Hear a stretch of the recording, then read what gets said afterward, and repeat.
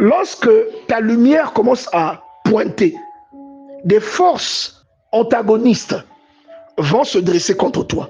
Une chose salutaire qui est censée devenir le témoignage de Dieu, la source de délivrance de certains, sera combattue. L'ennemi n'aime pas le salut. Il va détruire le symbole de la présence de Dieu dans ta vie. C'est comme si la preuve que Dieu est là n'est plus là. Cette lumière qui peut montrer la voie aux autres sera obstruée. Je répète, l'ennemi n'aime pas le salut. Votre salut sera combattu.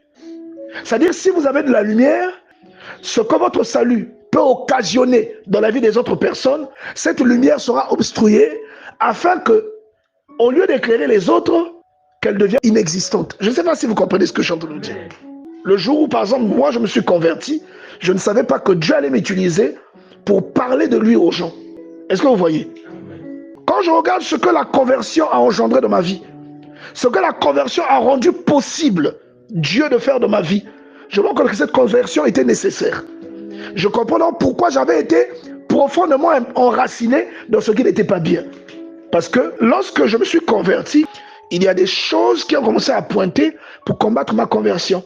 Le but de l'ennemi, c'était que nous n'arrivions pas à là où je suis arrivé. Lorsque Jésus a commencé à toucher les gens, qu'il a commencé à être une occasion de délivrance, qu'est-ce que les Juifs ont fait? Ils se sont dressés contre lui. Et vous allez remarquer que vous, lorsque la repentance arrive et que vous êtes en train de rebâtir votre relation avec Dieu, quelque chose va se dresser et va vous combattre. Regardez même quand vous lisez Néhémie, quand il veut bâtir les murailles de Jérusalem qui ont été consumées par le feu. La Bible dit que Sanballat, avec l'autre type, ils vont tout faire pour saboter les travaux. Ça, c'est quand quelqu'un se convertit et qu'il veut reconstruire sa relation avec Dieu. Vous comprenez? Quand vous lisez Esdras, on vous explique que d'après la prophétie qui avait été donnée, le roi va demander à ce que les gens de Jérusalem repartent bâtir le temple. Maintenant, regardez ce qui va se passer dès qu'ils vont arriver de l'autre côté du fleuve. Regardez ce qui va se passer. Les gouverneurs de là-bas vont s'opposer à ce que le temple là soit rebâti. Ils vont faire des lettres au roi pour dire au roi que le peuple veut se rebeller.